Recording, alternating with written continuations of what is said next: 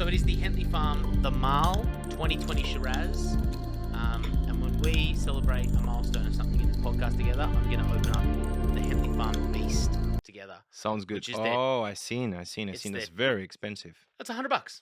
And was it? Yep. I thought I seen on the website. I thought it was a little bit more, but maybe that's on $100. that's Yeah, on the I've got something. one in my cellar, ready Okay. for a good occasion. Okay. So everyone listen to this podcast so we can celebrate something. Beautiful. First of all, Sounds good. the color. Pretty deep.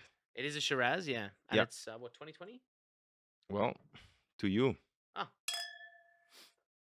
Okay. The color is so interesting. It's so deep. Yeah, deep purple color. Purple, huh? Yeah, it is. Staining tears. So what's super extracted? Like, yeah, ruby. Like, on the previous episode we tried the Tempranillo. It had more red tones. This one is like ruby, edge, ruby color extracted. Like when you swirl the glass again, comparing a little bit to the Tempranillo, for example, because it's one of the ones that I remember now the most. It had light, it had the light staining to the tears. This is like deep staining to the tears. When you swirl, sort of got that Malbec. A little bit, yeah. But that's why, remember, we said this type of tears you can find in Malbec, you can find in Shiraz, in some Cabernet. Yeah, it's not as purple as a Malbec, for sure. There is definitely more red tones to it. So I wouldn't call this a Malbec just looking at it. Correct. But it's certainly a thick Shiraz. And this is, when we first met, you asked me, what's your favorite type of wine? Shiraz. And it's because, my palate was based off wines like this in Adelaide. Yeah, perfect. Well, let's a few Darrenbergs in there. Lovely. Darrenberg, yeah, it's very good. Smelling it?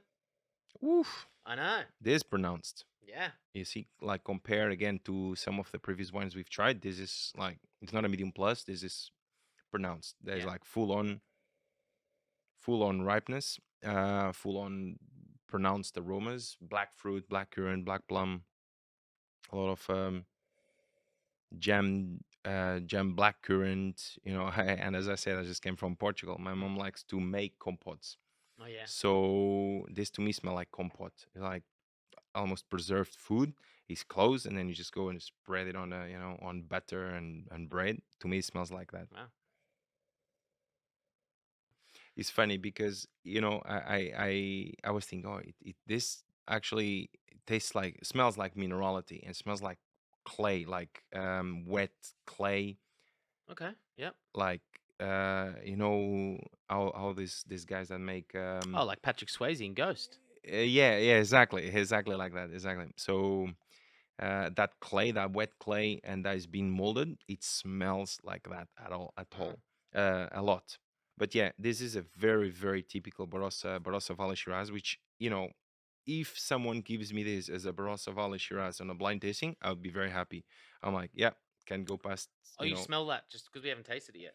Yeah, only on the nose. Yeah, of course. It could be, well, sometimes Cabernet Sauvignon could be, or Cabernet Sauvignon or a Shiraz could be a little bit confusing sometimes. You will have to taste on the palate to kind of differentiate.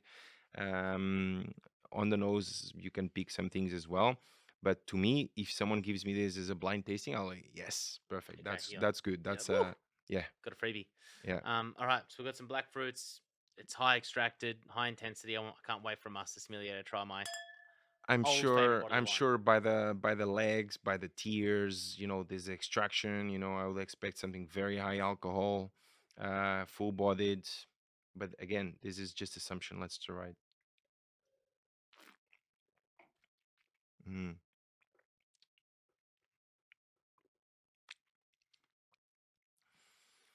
You see, for me, it's good that we have different tastes. Yeah.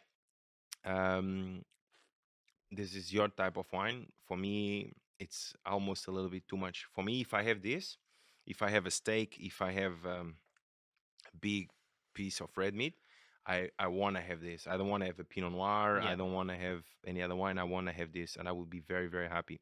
If I'm having a tasting menu, I do not want to order this. So it depends where you are. I think this wine serves a purpose. I think it's very, very high quality. It's like dry.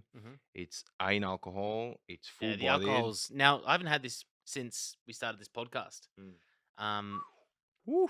But yeah, now that I assess wine differently and Mm. appreciate wine differently, yeah, the first thing I had was, okay, wow, I do not remember this being the alcohol in this wine. I don't even know what the percentage of it is. It's 15. Wow. 15%, and it may have a variance of 1% higher, 1% lower, but there's no reason why I don't would think it's going lower. Exactly right.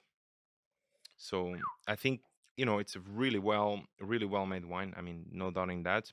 It's extracted, it's rich, it's big, it's full bodied, high, fairly high in tannins. I mean, I would say medium plus, medium plus tannins. Yeah.